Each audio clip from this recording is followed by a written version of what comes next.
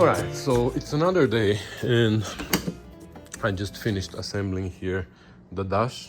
So the dash is all assembled, everything works as we tested it before. I just made sure that during the assembly something didn't disconnect and it works. And just that switch still hanging, and actually the speedometer cable is also not hooked up because for some reason I think it is too short, the cable, and it goes right here. It goes through the transmission cover, and we are taking this transmission cover soon out, so we will see if we can reroute it or what we're gonna do with the speedometer. Everything here is complete as far as we want to go. The rest I'm not gonna assemble now because, like I said, we're gonna take the transmission cover off and wire the switches on the transmission.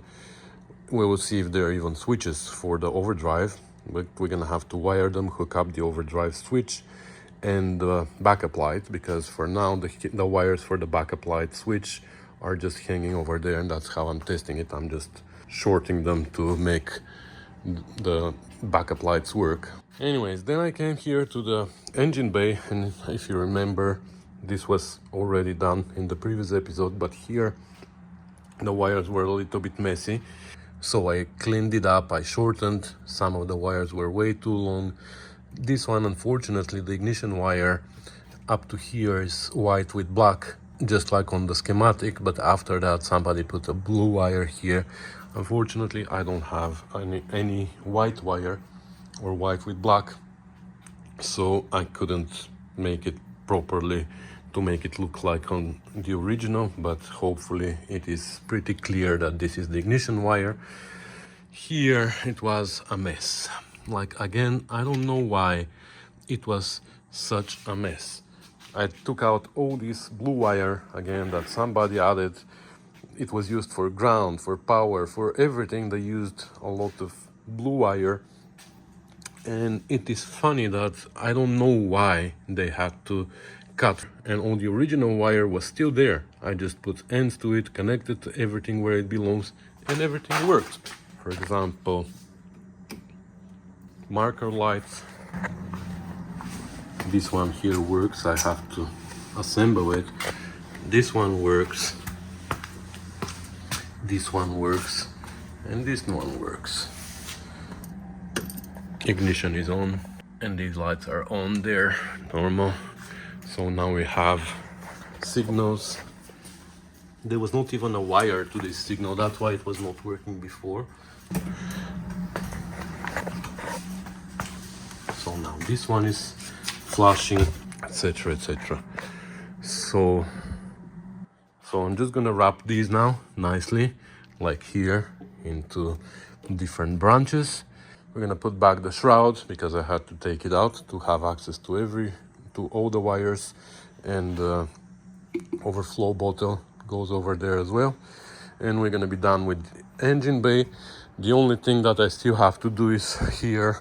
If you remember, in the last episode we made everything in the back work, but I lost the signal, and I'm pretty sure that I somehow disturbed the wire while I was putting a bulb in the reverse light, because there was no bulbs in the reverse light. So that's what I have to do, and then the whole car is gonna be back to original.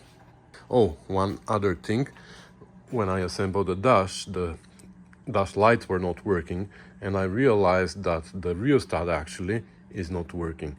So I had to just shorten the two wires on the back of the rheostat, and now they just work permanently. You can't dim them. They're not so bright that you're gonna need to dim them anyways. So that brings everything original back to original. Now from here we're gonna have to start adding stuff. We're gonna install the radio, which is aftermarket. The wiring for it was not too bad, so we're gonna hook it up the way it was. We're just gonna keep it clean, and there's an iPod and a USB port that were hooked up also somewhere here, so we're gonna hook these up again, and I guess that's gonna be everything wiring wise. All right, that was fixed as well. Turns out the whole fixture came out of the socket and lost ground, of course. So obviously I pulled on the wire, but everything else works. So we are done for the electrical part. Like I said, the car is totally stock now, everything works, but we have a problem with how the car is running. So I think what I'm gonna do, before I take the transmission cover off, I'm gonna actually deal with the engine, because that's one of the jobs that we need to do. We need to tune the engine. It runs like crap, like really bad. It has a terrible run on, and now I started driving it in and out because we bring the TR4 inside sometimes with David to work. Yesterday I finished this midget and I had to take it out for a test drive, and I have to drive this car in and out, and it is giving me lots of troubles. It's hard to start, it's hard to keep it running. So once I finish the wiring here, I'm actually gonna deal with tuning up the engine a little bit. I believe we have a huge vacuum leak from here. It doesn't have a vacuum advance or retard. I mean, this is retard, but it's not used, it's plugged. So I don't know what goes there.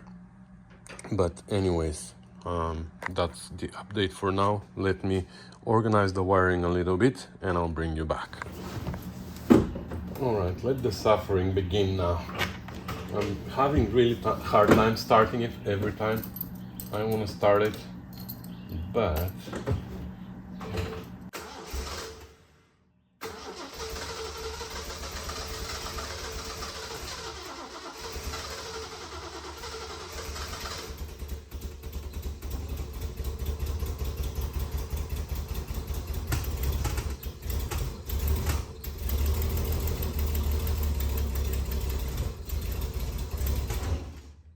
I have the feeling the timing is wrong. I don't know.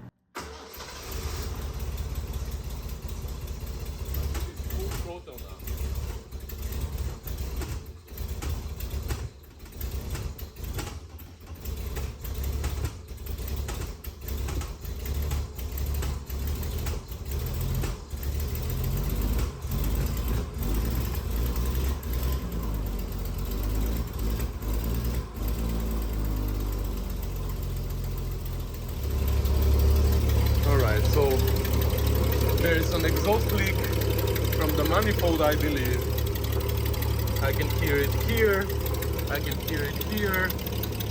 The water pump is super noisy. Like, I don't know if you can make in the camera if you can hear it, but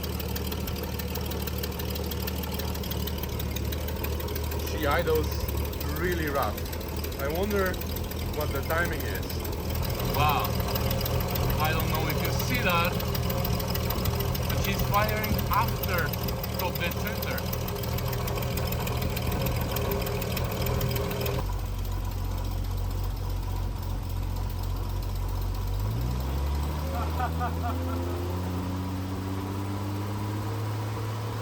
Look at that.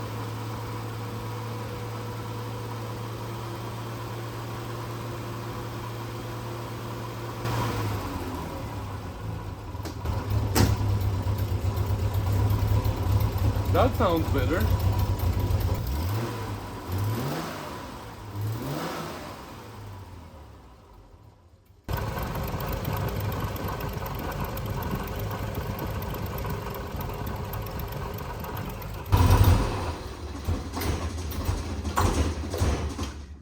Still has the terrible run on, but there's, I don't know, there's many things that could be wrong. I think the carburetors need to be adjusted, of course, but first I need to make sure that everything is good with the ignition. I'll check the coil.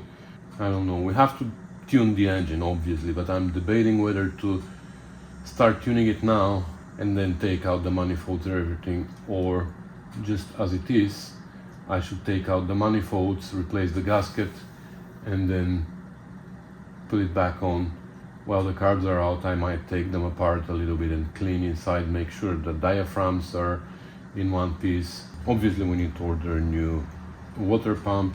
So you know what, let me diagnose everything. I'm gonna start looking around to see for more problems, so we can order all the parts and not waste time with that.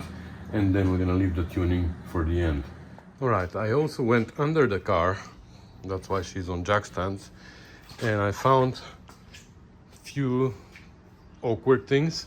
Also, when the car came, I took it for a test drive and I figured the two rear shocks are shot completely. I should have shown you that before I put her on jack stands, but anyways. And I was hearing all kinds of clunks from the rear end specifically, but also from the front end. So now that she's on jack stands, let's go underneath and see what we can find. Okay, so this is the left rear axle, and I don't know if you can see that. Like, I can hear a sound. I think it's from the splines, but also if you look at the yoke of the U-joint, I don't know if you can see, but the yoke is moving without the wheel moving. This tells me that this U-joint is shot, but I can also hear it from the splines. I don't know if we can see anything. Yeah, I think the splines are shot as well, and this U-joint, I can't really see it, but I think this one is shot as well. The other side, can't really do it, but it is the same thing. I think it needs 4 U-joints. Here, I think these are good. I don't see any play in this one or this one, but I think the rear ones, these 4 are shot. The car has been oil sprayed and there's all kinds of frame repairs, and I can't really see much about the bushings, but this one on the other side seems like it's sitting in a very weird angle. Can't really see the bushings from all the grease, but it looks like they're still good. All right, I went around the car and I played with all the wheels, and look, can't really tell if that's from the ball joint, but there's some play, so that explains the clanking noise. Rear left, a lot of play. I hope this is not the hubs, because they are pretty hard to rebuild. Rear right, doesn't have so much play, but I can still hear a clunk. And front right, I think this is the one with the ball joint that's sitting in a weird angle. Anyways, let me take all the wheels off and we're gonna inspect further. Alright, here, I'm not sure about the ball joint, but this bushing here is shot. There's a lot of play in it, but I can't really. There you go. You see how much it plays right there.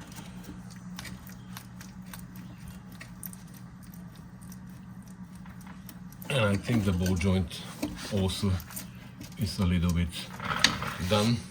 But other than that, I don't see other problems. For example, these bushings on the lower control arm seem to be good, pretty solid. Now I have the suspension on a jack stand, so the tension between the upper and lower control arm is released, so that's why the upper control arm we can play with like that. The springs, I was thinking that maybe the springs are broken, but it doesn't look like it. Oh my god, everything is so greasy. The tie rod ends seem to be good. No play in them. Here, the sway bar links, they are good. So maybe only the ball joint and the bushings on the upper control arm. I think the shocks are good, at least this side. Let's go on the other side. very little play on the hub. I believe it just needs to be tightened a little bit.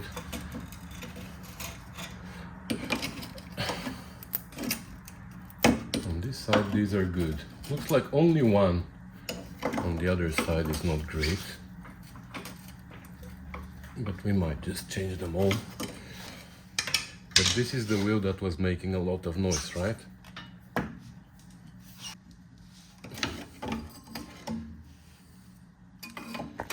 Sorry.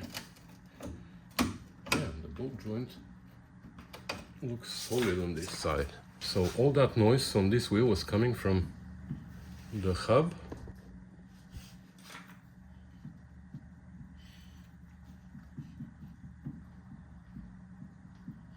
No, the tronion seems good.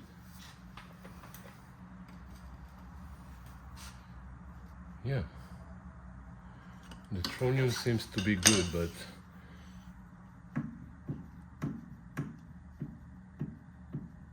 okay, here we're gonna take out the cup and we're gonna tighten a little bit the nut and we will see. Maybe it's gonna fix itself. Okay, rear right. The hub seems to be good. No problem. But look at this here now. This is the sliding axle. How much play there is. I pulled the boot. Look how much play there is there. And when I turn the wheel also in this direction, there's a lot of play as well. And look at this. I don't know if it is only from the splines or I have the feeling the U-joint is not bad. We're gonna take both sliding axles out. We're gonna split them from the splines. Then we can inspect the two U-joints separately. But I also want to undo the link on the shock and see how the arm goes up and down, because I'm sure this one is shot. Maybe the other side as well. Okay, I jacked up the trailing arm to release the tension on the arm here, and look what's going on here. One bolt is missing. If I hold it here, actually, might need topping up, but it's not too bad. I was expecting that the shock was shot, but looks like one bolt got lost. How? I have no idea. Okay, so I put a bolt here and tightened it and tightened the other one as well, and now the arm is actually moving pretty good. But I cleaned also the cover of the Armstrong shock and I opened it, and now we're gonna put some oil. This is jack oil. That's what they sell you.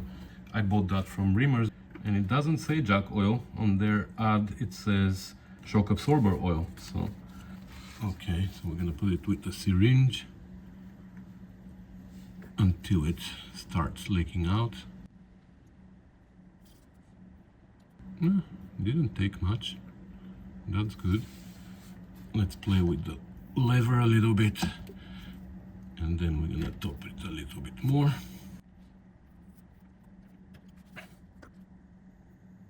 Okay, actually that was pretty good. So there wasn't a lot lost. So we're gonna close this, and hopefully this shock is gonna be back to life. And we're gonna assemble this, and we're gonna go to the other side. Later we're gonna deal with the axles. All right, here the situation is pretty much the same. Well, the shock is solid, but we're gonna undo the link and we're gonna make sure that it moves tight. But here, I wanna hold the, okay, you see this? Crazy. Unfortunately for this, there's not much that we can do. The customer just needs new axles. But we're gonna take them out anyways to inspect the U-joints. Does it make sense? Not really. It's not worth replacing the U-joints on these axles. So we will talk to the customer about that. But let me undo the shock link. We'll see what's going on here. But we also have to see this hub. Yeah. Okay, so this shock is also moving nice and tight. So that's good. We're just gonna open it to make sure it is topped up, and that's it.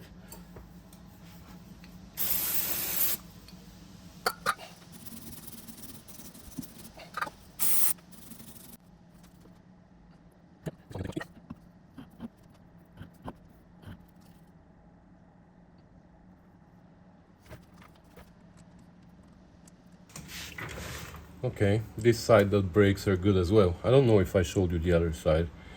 Anyway, the brakes are good, but yeah, it's a play in the hub. So unfortunately, there's not much that we can do here about the axles. They need to be replaced. There's no point of rebuilding this hub because the splines are bad there. So the whole axle needs to be replaced.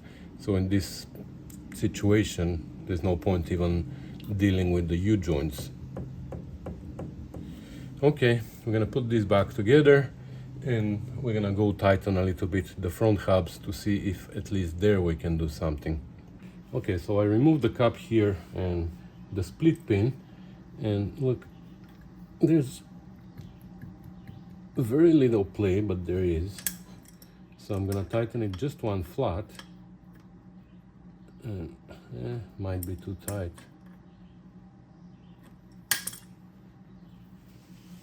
Oh, actually it's good.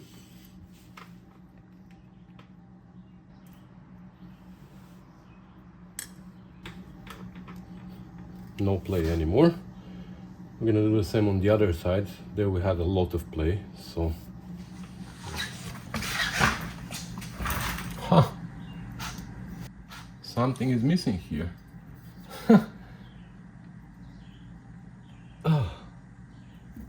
Is the shock broken? Or it is just compressed? Looks like it lost its nut on top. I don't know. Let's see. Never seen something like that. Yeah, I think it is snapped. Huh. Oh, actually I'm wrong. There you go. Do I have a rubber bushing for here? Oh my god, that's crazy. Okay, I actually have a bushing for here. It's used, but it's better than nothing. Found a washer as well, but looks like the threads are short.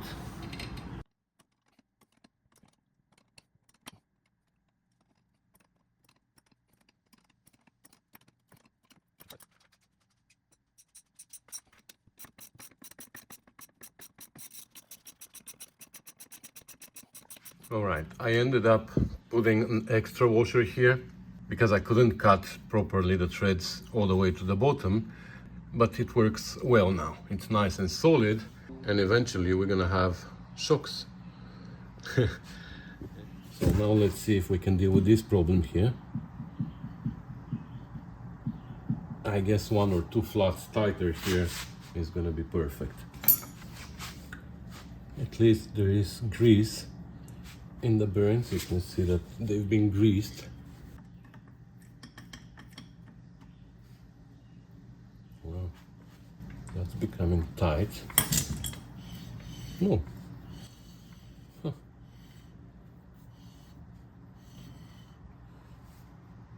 Okay, oh, that's actually pretty good now.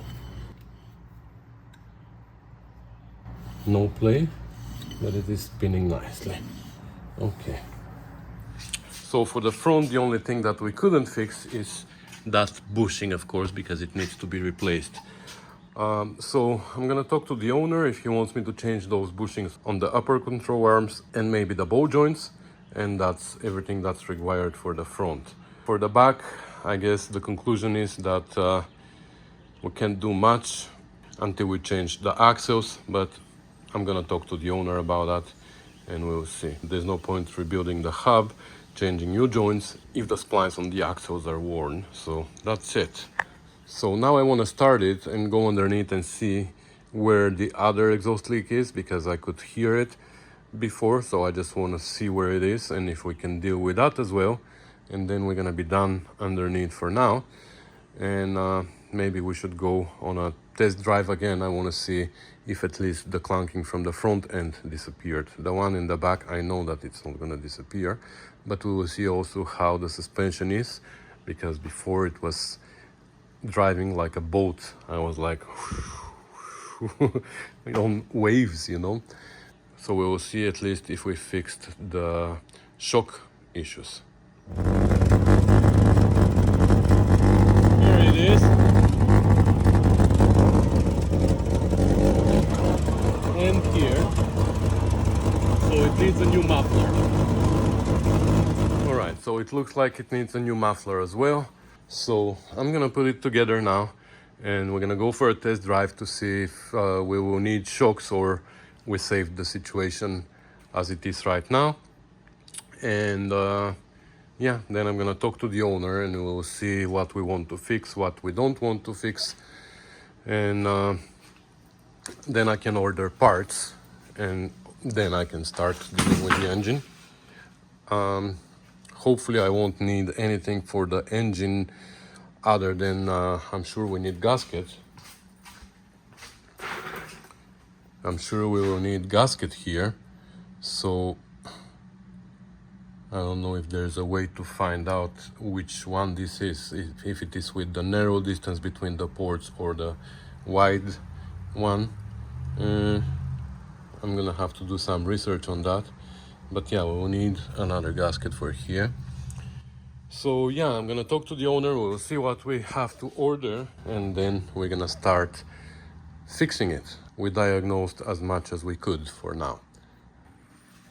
Okay, let's see now. Haha.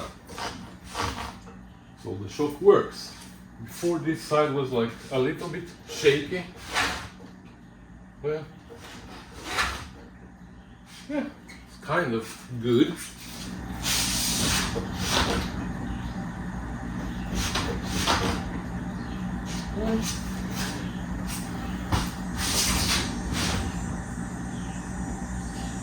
Okay. So the front shocks can be replaced. I can ask the owner if he wants me to replace them.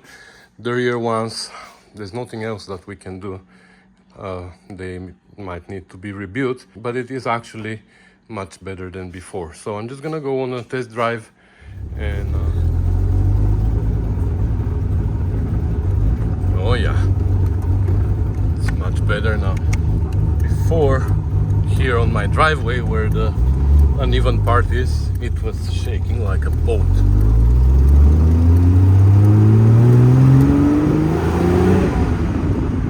Other than that, the engine sounds great. Just needs to be tuned.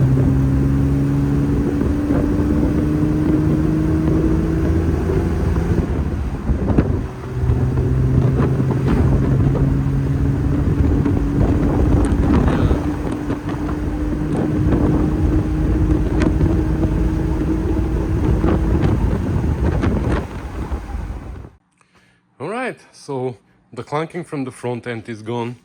The rear one, it only clunks when you go from forward to reverse and from reverse to forward. Other than that, while you're driving, it doesn't clunk. I think the differential also has a little issue, but I don't think we're gonna deal with that. I mean, we're gonna let the owner decide, of course. So I did a round trip here around the neighborhood. Probably drove for around 10 kilometers. So I'm gonna let her cool down now, and I'm gonna check the spark plugs. That's gonna be part of another video, of a tuning video, but I just wanna know what the spark plugs look like after a long-ish drive, because before she was idling here, and you know, she was idling rough, so I'm sure that the spark plugs were fouled. But normally when I do about 10 kilometers and I look at the spark plug, they tell me pretty good story. So that's what I'm gonna do. I'm gonna wait for the engine to cool down a little bit, and I'm gonna pull out the spark plugs to see what's going on, and then I'm gonna do a tune-up at some other time, but I'm gonna have the information from the spark plugs from now. In the meantime, while I'm waiting for it to cool down, I'm gonna make a list of parts and jobs that I think are needed for the car, and I'm gonna call the owner, and we're gonna be able to order parts and continue from there. So other than tuning up the engine and taking out the transmission cover and installing the switches and the wiring harness for the overdrive and connecting also the reverse light, I think we are mostly done with this car. I mean, plus the jobs that we just said. But for now, I'm gonna put an end to this video here, and I'll see you in the next one. So thank you for watching, commenting, subscribing, sharing, and supporting the channel as usual. If you wish to find out how you can support the channel, there are multiple ways, and they're all in the description. You can support me on Patreon or with direct PayPal transfers, or even you can go to the grocery store. You can go to my online store and buy merchandise. That's also a way for supporting. But there's also other ways of supporting me, and these are by sharing my videos and making them available for more people. And this way I'm going to be paid a little bit more by YouTube for all the ads that you don't like on my videos, but unfortunately I need them there so I can get paid a little bit by YouTube. So anyways, again, thanks for watching guys, and I'll see you in the next one. Bye.